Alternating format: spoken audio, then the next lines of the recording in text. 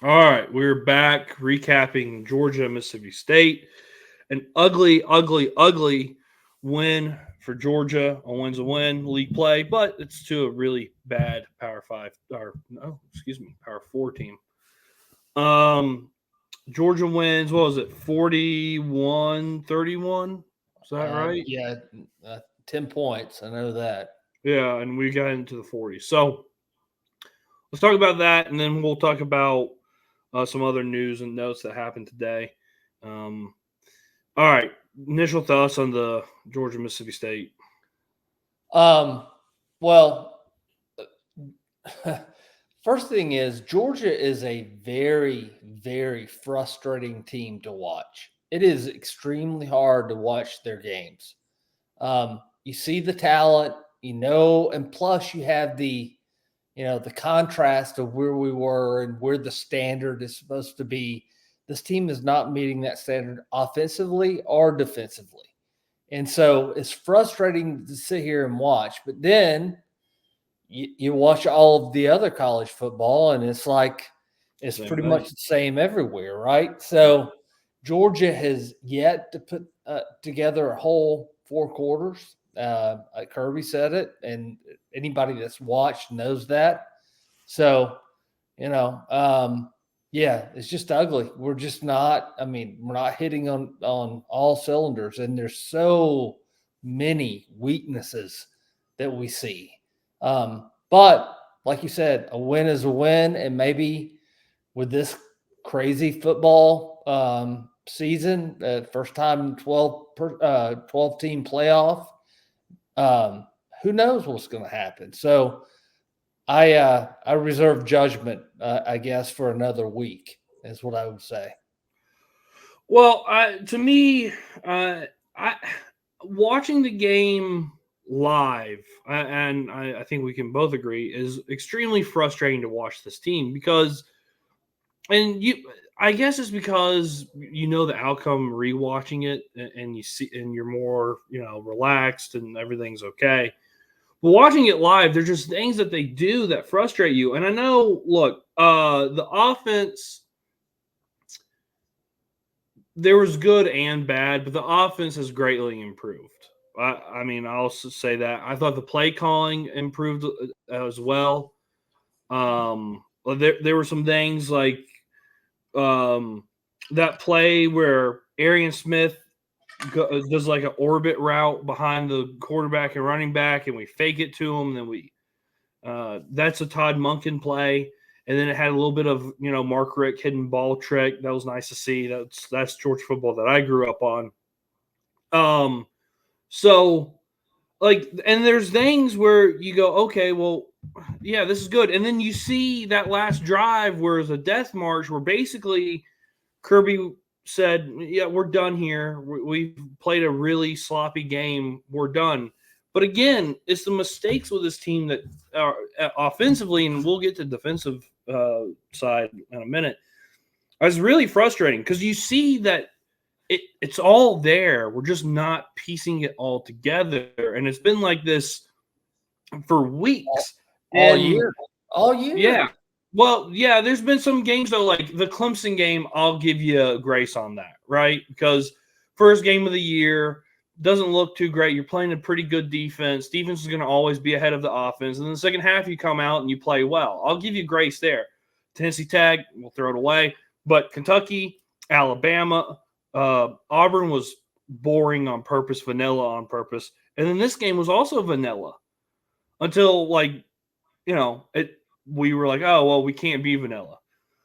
But that first half was probably the best Georgia's offense looked I would agree. all year, right? And Yeah. I know it was against one of the worst defenses in the country. But then you go, there were still things that were missing from that. And me and you both were getting frustrated watching because there were missed opportunities. And the same thing in the second half, there were a lot of missed opportunities. Like your defense gets you a stop, or no, you don't get a stop. You come out at half, you go right down the field in 3 plays, score. It's now 34-10. It's looking like a blowout or going to be a very easy win, at least. They might cover, right? At that Right. point. Yeah, and which would be a blowout. And then your defense gets you a stop. You're driving down the field. You're in the red zone. And then you throw a really, and I don't care what Carson said, that ball shouldn't have been thrown anyway. Lawson Lucky was bracketed. It was in double coverage, even if it Yeah, was he a said pass he was interference held, call. but you're right. It didn't matter. He shouldn't have thrown the ball. Dom Lovett in the corner. I don't know who the corner end zone was. He was open. And there's another guy who was open down on the flat. So there's mistakes there. And then that gives Mississippi State all the momentum. And then it was just sloppy all the way through. Same thing with defense. Defense played pretty well in that first half. There was nothing really, that I would say, oh boy, we're going to be in trouble. But going back and watching, Mississippi State figured something out that last drive at halftime when they turned the ball over.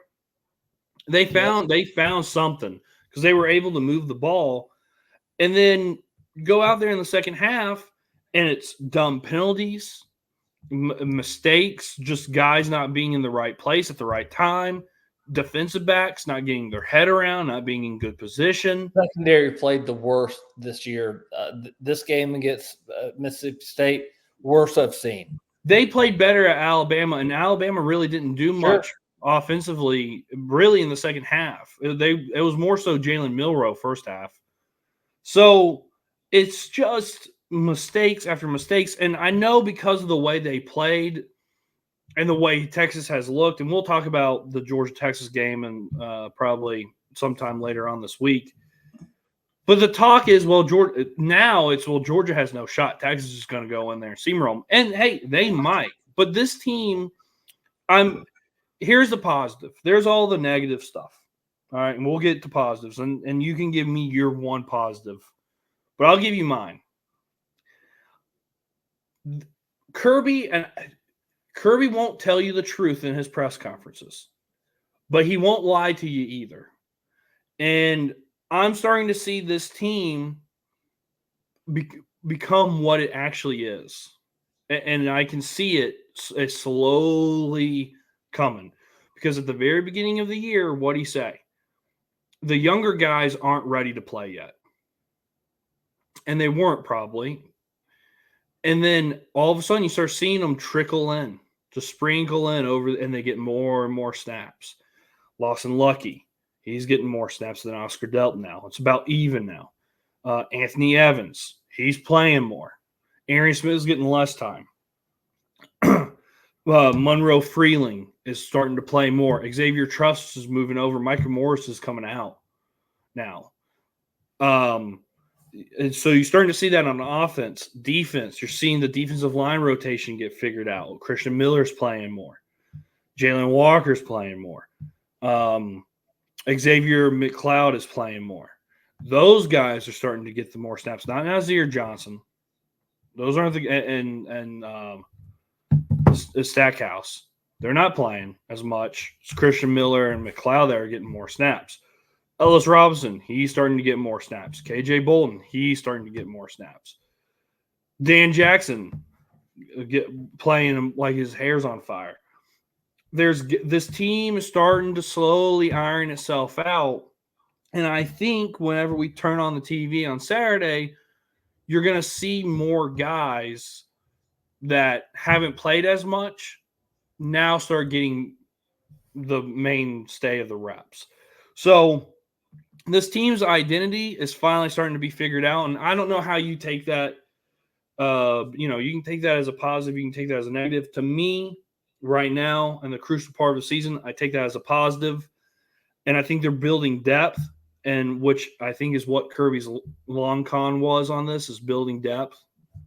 And Drew Bobo, I forgot to mention him, playing pretty freaking good. Yeah, he is. Yes. So you're building depth. You're going to have more depth. Hopefully some of these guys start coming back healthy. I think this team is going to be better. They haven't played a complete game. Kirby called it out, and the players are starting to talk from the same hymnal or sing from the same hymnal. If you've noticed the press conferences lately, they've all saying, well, we haven't put together a 4-quarter game. We haven't played our best game yet. That wasn't the talk all this season. Now it is. They know, the coaches know. I think Georgia got caught kind of looking ahead, not being really excited about playing a shitty team. And you're starting to see this team being ironed out. And I think that is a positive that we can all hang our hat on, even if, it would suck if they do lose to Texas, which early preview thoughts. I'm actually more confident about Georgia winning this game than I was Alabama. I still am. So you can get all you want, but I'm just telling you, my gut feeling in watching Texas. So I think this team's going to play better. I think this team's going to look better. And even if they lose to Texas, this team's still a playoff team. Can they win a national championship? I still say yes, but certain things are going to have to go right. So, but I mean, that's every national champion. So we'll see. Yeah. I roll my eyes because I still think this is going to be a messy, and it's a good thing. And I think this is exactly what the TV, and the media wanted. This thing's going to get messy, man. There is no dominant team in college football. So I hope you are correct that Kirby is as smart and as strategic as you say he is, where he's trying to figure his team out. He's got, a rough schedule. He knows it's going to be a depth, and he also knows it's probably going to – all seasons are a marathon, right?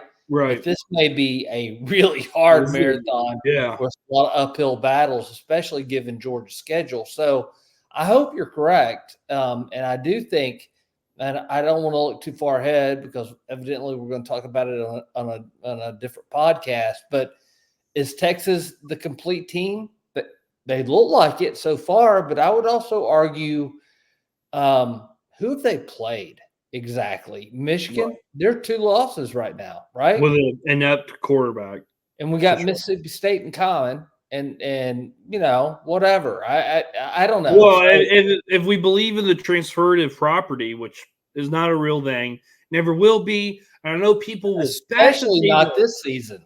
Well, exactly, but they will bash the table for this thing. It's so stupid. But let's say you take the 2 scores and you average them out. Well, guess what, guys? Georgia wins 41-34 against Texas. So I don't know. I'll take it. Yeah, I don't. It's stupid. It's silly. If Texas comes in and boat races us or beats us by 17 or whatever, then I'll look at it and say, well, Texas is a complete team. But right now, I've looked around. Right now, I think Ohio State or Oregon, based on what I've seen, I think they would either one of those 2 teams would be Alabama and Georgia right now.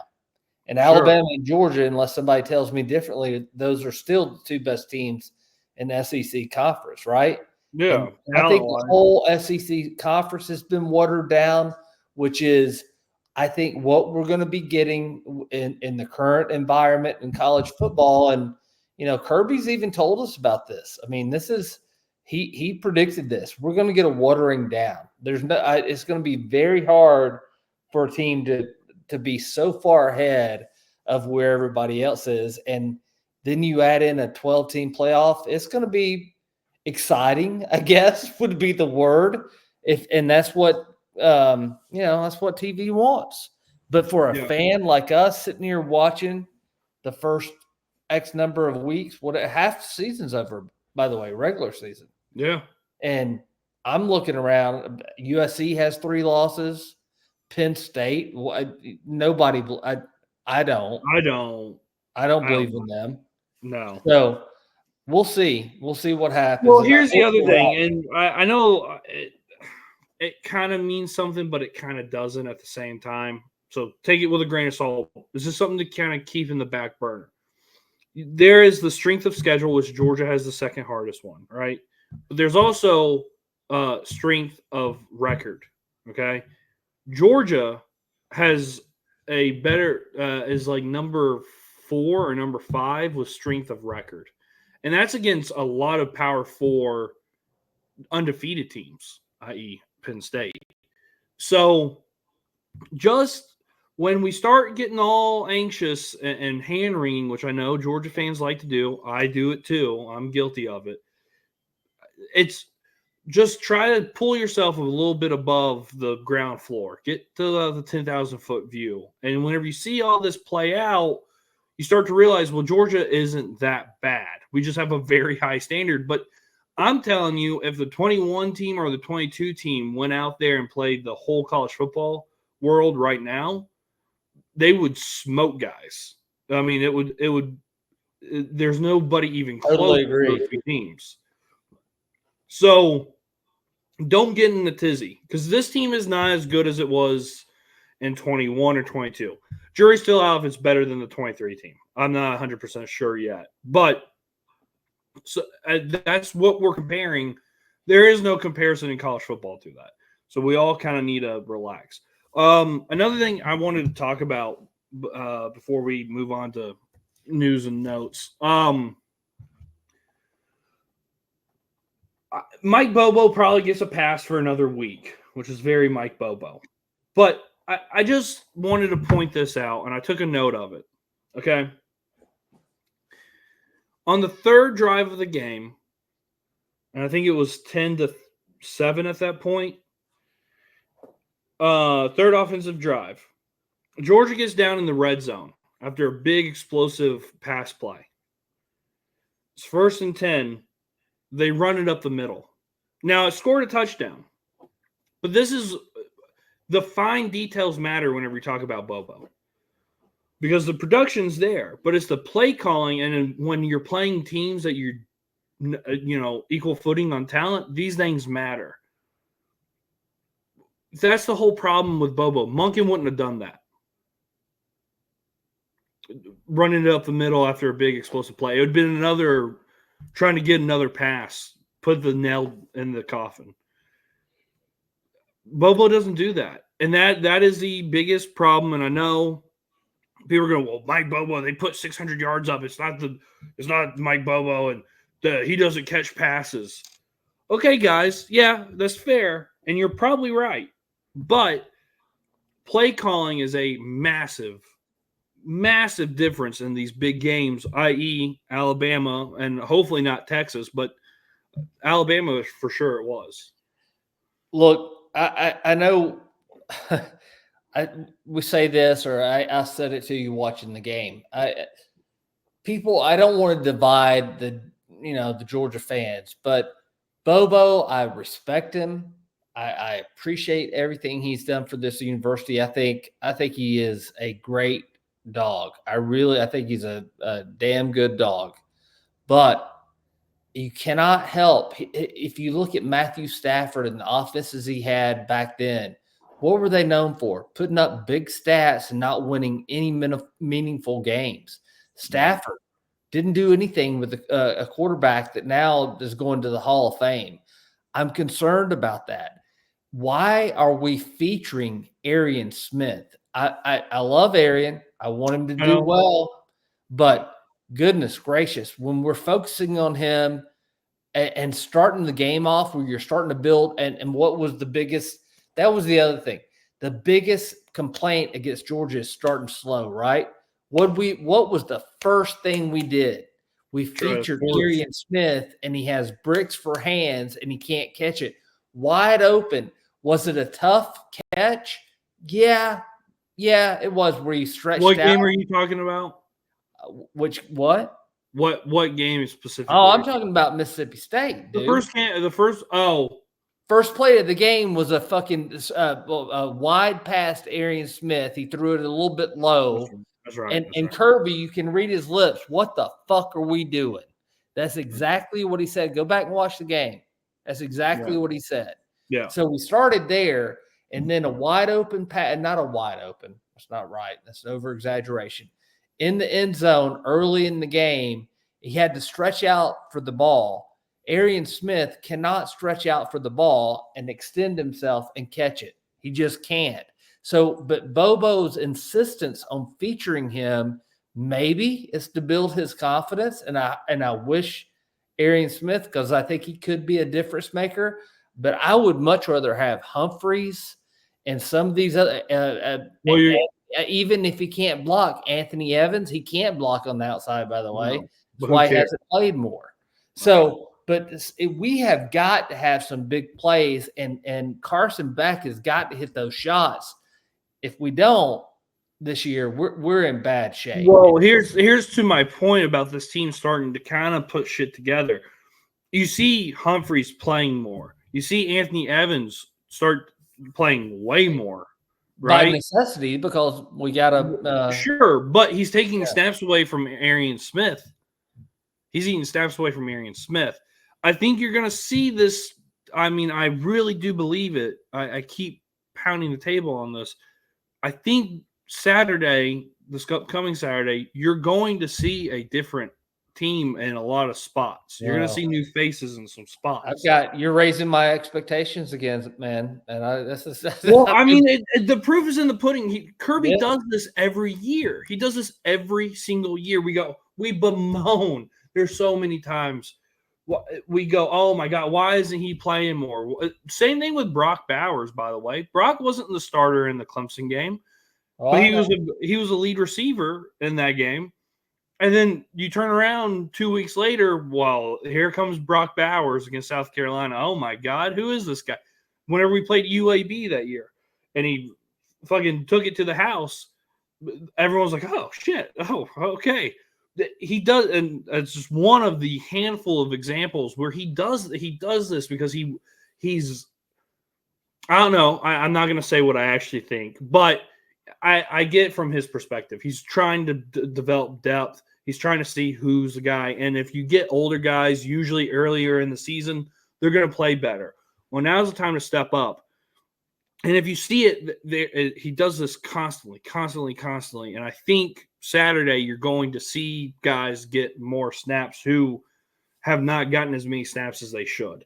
So, like Ellis Robinson, please God. Go ahead, finish your thought. No. All I was going to say is you're giving me hope. I mean, I hope you're right, and I hope it's being that strategic, because the secondary. If I looked at that in a vacuum, and I think that me and you and I have talked on previous podcasts where we talk about Malachi Starks having some. He's actually from a uneducated. He looks like he's regressed. But is he playing hero ball and making up for stuff from people who are deficient?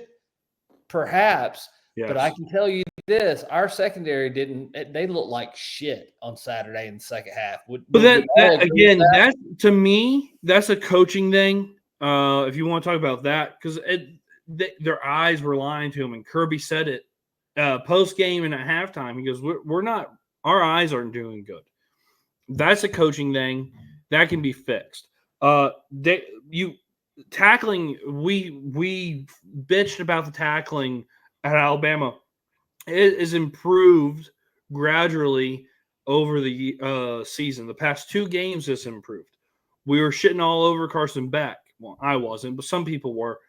And guess what? To me, I think the past 2 games, Carson Beck has played really well for what's going on. Our problems are not Carson Beck. No, I will say this, by the way, just real quickly. I would like Carson Beck because he's a cool, calm character, but I think this offense needs a leader right now, especially with Tate Ratledge out. Yeah. And his body language could help that a lot. I'm just saying, I'm not a big rah-rah bullshit type of guy, but I'm just telling you, I apologize. My daughter is calling me. But anyway, the problems that we've seen thus far, I mean, the 4 turnovers against Bama, but the whole problem is not Carson Beck. For people who are just not, who are mental midgets watching football, this is not Carson Beck's issue. No. 100%. And the missed throws, if you go back and watch the missed guys where they're open, minus the interception there in the end zone. it's all because our tackles are getting beat, and it changes his eyes. Xavier Trust got beat, and there's a wide open. I'm talking about wide open receiver. I forget who it was, but I mean, I'm talking about wide open. And if Carson had like a half a second more, he would have gone to him, and it would have been Yes, 6. a lot of it's our offensive line, no doubt. Yeah. So, but then in the second half, you see the combination of Xavier Trust at guard, which I've been fucking saying for 2 years. He's not a tackle, man. He's not a tackle. He's going to go to the NFL as a guard, so he should play guard. Same thing with Sawyer that you saw in the national championship against Alabama. He's not an actual tackle. He's a guard. But okay, you see that combination of Drew Bobo, Truss, Freeling, Fairchild, and Green. Well, guess what? Whenever we went on that death march, the Curry Smart death march that we go on, that was a combination. It's going to stay that way until Ratledge comes back. I can guarantee you. And you might say, yes, because it stayed that way the rest of the game. But it stayed about midway, third quarter, all the way to the very end of the game. That was a combination of the offensive line. There were no rotating. Jared Wilson, I don't know about his availability. I'm sure we'll see. But right now, I would rather have Bobo. Just saying. I think he's played better right now. Well, I don't. To me, I'd have to go back. I'm not sure. I'd have to go back and compare film. But I can tell you this: we've had no errant snaps, which is number one priority of a center. And we did have a few of those with Wilson. Yeah. And Bobo is played really well. And for a guy who's never played SEC football before, Yeah, I think he's performed excellent. I really do. And then that played to Anthony Evans, and he was busting his ass down the field. That to me gets I know you exactly where he rolled over it. Yeah. Yeah. So I know exactly what you're talking about. So again, I right now I just go with that. Here's another thing. So I was saying it, tackling's gotten better over the past 2 games. I think it's going to continue to get better. I'm not too worried about it. Dalen Everett, though, I think he's going to be in more of the rotation. Gabe Harris, same thing. I think it's going to be Ellis Robinson. Kirby's comments post-game about him were kind of eye-opening, talking about he had the 2 best practices or the best 2 weeks of practice he's had, and he gets on the field. So I think he's going to play. How about Humphreys? Is he in there? Julio? Julian? Yeah, he was in there. No, I'm saying you think he will be in there. Yeah, I do. And I don't think Aguero is going to get as much playing time as KJ Bolden. So I think you're going to start seeing defensively some guys that haven't gotten a lot of snaps start getting way more snaps. Defensive line-wise, I thought the defensive line actually played the best it's played in a while, especially in the inside run game. Christian Miller's a dude. And so Hawkins, bro. Yeah, Hawkins. Yeah. He can be a game wrecker, man. Yeah. So again, he wins every play, but he can be a game wrecker. But were we talking about him 2.5 weeks ago whenever we played Alabama? No, I started talking about him against last week, Auburn, where he started really making an impact. Auburn, exactly. Because Kirby saw what happened in that first half and went, hey, we need to kind of get these younger guys some snaps. He's not younger at this point. Well, no, but a guy who doesn't have a lot of snaps, we don't trust him for X, Y, and Z. Well, let's give him a chance to see what happens in game, which is what's happening at Chaz Chanless. You didn't see a lot of him, did you?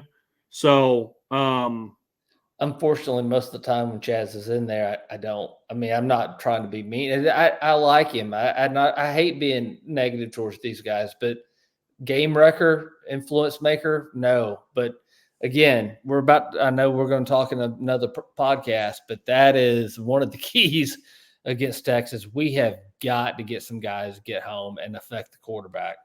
And that's, I think, again, why you're going to see a change in a lot of these positions where I started seeing it after rewatching the game the second time.